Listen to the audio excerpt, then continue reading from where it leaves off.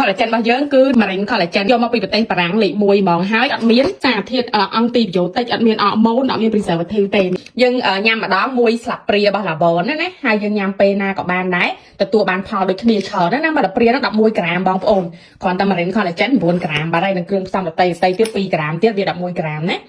ឆ្ងាញ់មែនតើហើយវាកូរចំណាយពេលយូរបន្តិចឯងជាមួយដោះគោមកមួយទឹកលឿនទេណាហើយក្នុងឆ្លៀតពេលនេះខ្ញុំចង់បង្ហាញដែរនេះយើងមាន copper ដែលអាចជួយរារាំងជាប់អាចរុយបានណាល្អមែនតើសម្រាប់ស្បែកស៊ីយើងបងប្អូនដែលមានជាប់អាចរុយគឺល្អសម្រាប់ស្បែកយើងបងប្អូនដែលគាត់តែយកទៅញ៉ាំគាត់ថាញ៉ាំបានមួយខែអញ្ចឹងស្បែកគាត់រៀងភ្លឺជាងមុនណាហើយយើងមាននេះ oxyfen ណាគឺផ្លែ berry ចម្រុះអញ្ចឹងណា